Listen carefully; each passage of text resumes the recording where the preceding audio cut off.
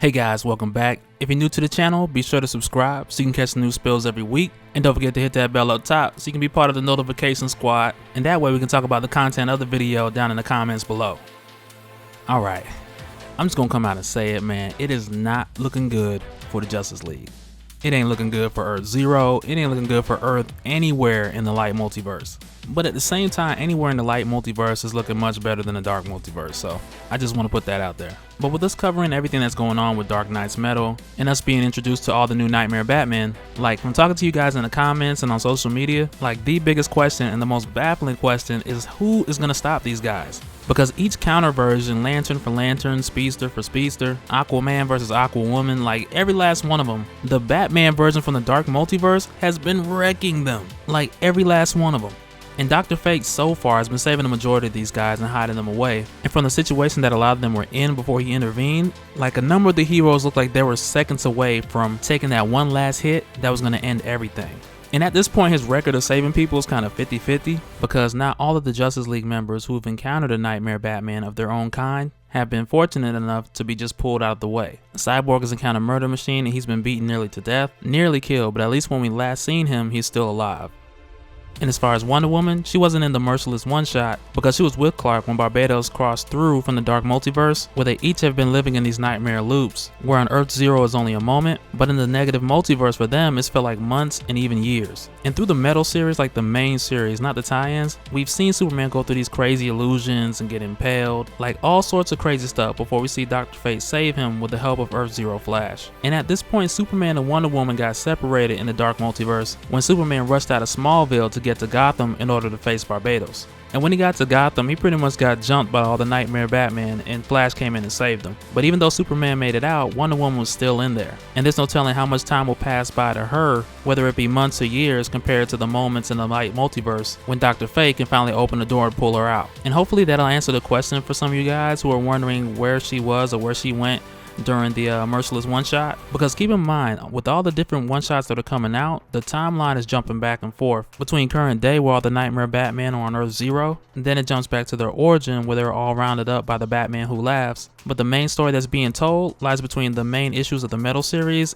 and the current day portions of the one-shot tie-ins. And that's the main story for the most part. That's not all of it, because you also have your side issues like Flash number 33, which kicks off your Bats Out of Hell series, and that series will take place between a number of different Flash issues. But as far as the big picture, it's only one slice out of the entire pie. And this is something that you see anywhere with Marvel or DC when it comes to these different events. And you can download either your Marvel app or your DC app, and it'll show you all the different issues that tie in, or you can even Google it, and there's plenty of sites that have lists of comic events in the reading order of the different issues that have their main event and then have their tie-in issues to that event. And at the end of the day, it's really just a way to get readers to pick up a copy of a issue that they wouldn't normally pick up. So if you're a hardcore Batman fan, all you buy is Batman issues, this will get you to pick up a few copies of The Flash. And I really don't mind that because like I said, DC, Marvel, everybody does it. And it's a bit of a gift and a curse. It has its perks and it has its, its downsides to it, if you will. On the upside, it's much better writing because all these different writers between Scott Snyder, Greg Capullo, Joshua Williamson, and the list goes on for many others, but they all have to work together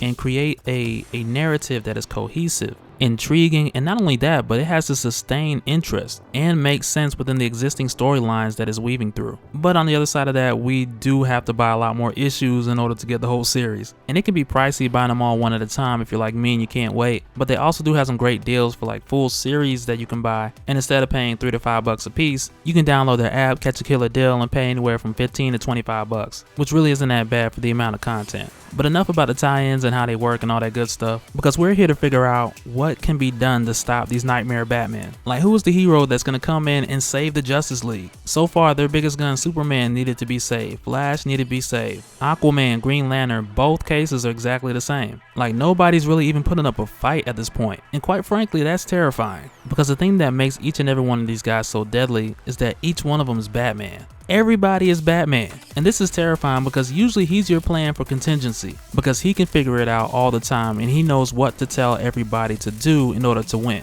But these guys are not only that, but they've evolved and overcame, coming from a multiverse where the odds were stacked against them in every way imaginable. They're like roaches, man, surviving a nuclear holocaust. Just that these roaches don't run when the lights come on, no matter how bright it get. And Dawnbreaker taught us that, because he's like that roach that don't run when the lights come on. But no, seriously.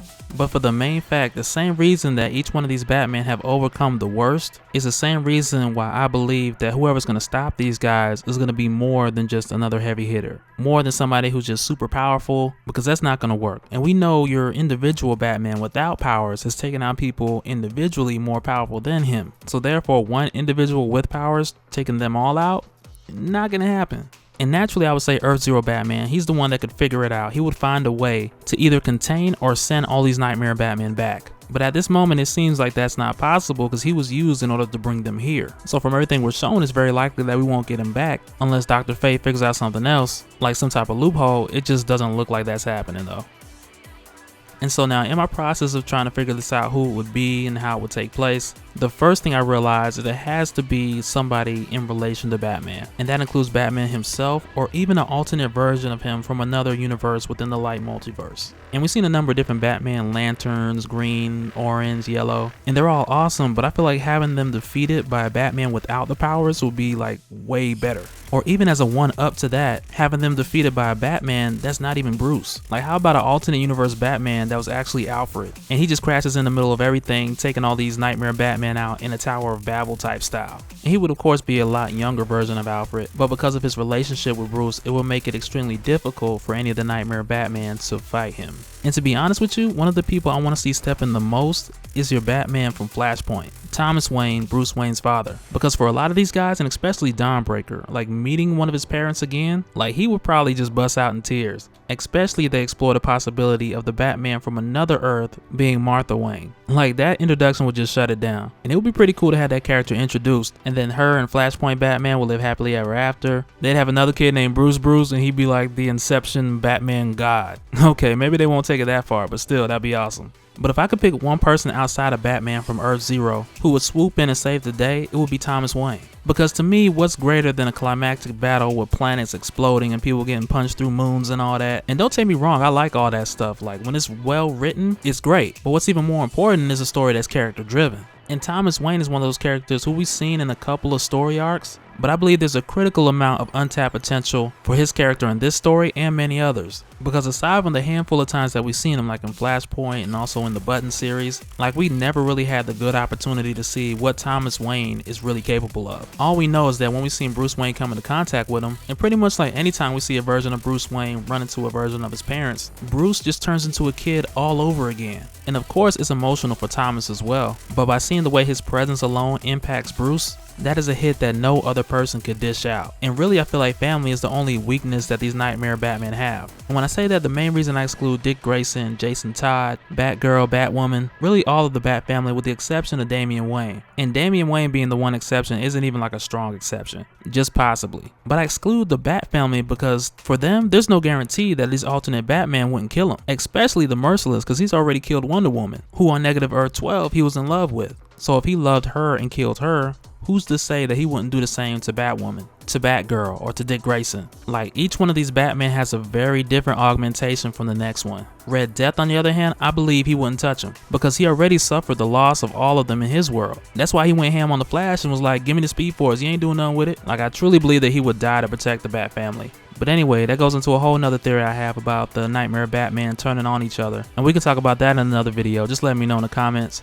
But as for this video, my most reasonable choice, or closest to logical choice, is going to be Thomas Wayne. Because so far, the only person who has stopped him from using guns has been Bruce. And I just think it would be great to see him put the guns away one more time in order to save Bruce from each version of the Nightmare Batman and ultimately bring home the Bruce that belongs on Earth Zero. And real quick, like 2 honorable mentions that I want to throw in real quick. And the first one I really didn't dwell on because I threw it out as soon as it came to me. But as far as having Selena Kyle being able to persuade Bryce Wayne, because after all, she was in love with Sylvester Kyle, who was her alternate version in Earth -11. But I doubt that they'll even take that route. Just as much as I doubt, but I would rather see Super Alfred from Injustice, who wrecked Superman, like find his way to Earth Zero somehow and just shut everything down. But that's like way left field. But that's it for this one, guys. I really wanted to put this idea in the form of a video because rather than answering this question over and over again in the comments and leaving 2-3 paragraphs each, I thought it would be just better to ask this question to everybody so we can put all our different thoughts and guesses in the comments below, or even talk about it on Twitter and just see where it goes from there. But yeah, that's it for this one, guys. I got other links popping up so you can watch the whole playlist. If you want to hear more about DC Metal and Nightmare Batman, be sure to watch those and also subscribe because there's plenty more to come. And if you enjoyed the video, hit that thumbs up for your boy. I got links up so you guys can see more, and I'll catch you on the next one. Alright, later.